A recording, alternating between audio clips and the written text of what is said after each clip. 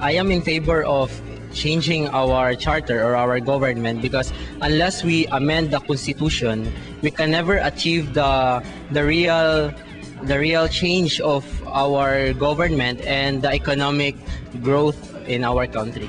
I am not favor to change a presidential form to other government in which the presidential form is tried and tested in the other countries, especially in the most powerful nation, no other than the United States of America.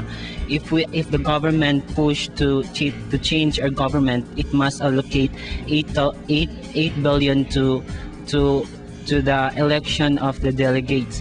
Yes, kay para mausab na dadang pamagi sa atong gobyerno karon kay tanaw na ko nga mas dagan ang mga tao ang nagrally para mahilom na ta ba para wala na kay rally nga may tabo manang yes jud ko nga para mausab na sad para lain na sa dilang ma-experience nga pamagi sa atong government. No, and because I'm not familiar with parliamentary form of government, and as of now nalakihan ko na yung presidential. Liilisan ang system of our government karon ba murag mas musamok gani siya niya.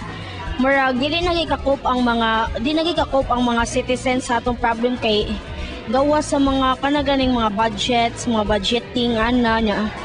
Plus pa nga murag dili nagi makasugakod ang mga citizens sa problema kay gubot na kay ang world na pay patay nagubot yung Philippines ba mo nang mo agree ko nga ilisan.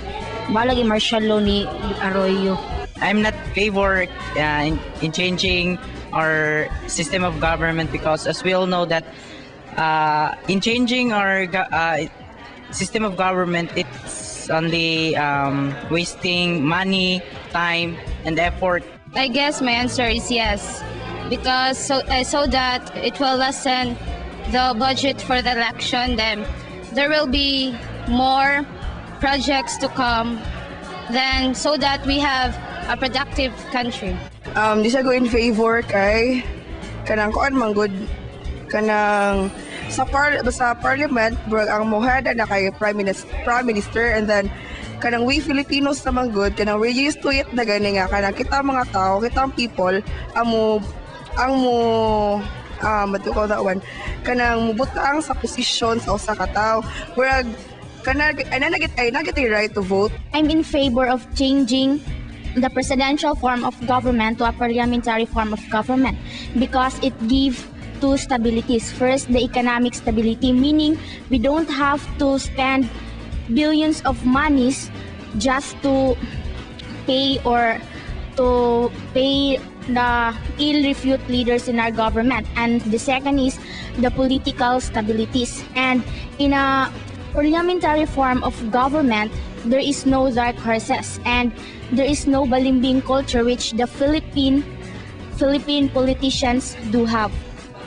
Sa stage na to sa stage atong country karon, it is difficult to choose between those persons nga kasali sa kagubot karon sa atong bansa. So it's better na lang siguro nga pasagdan na lang nato ang president kay for me wala naman siguro ilaing wala na ilaing makapuli ni Gloria naa pero dugay pa.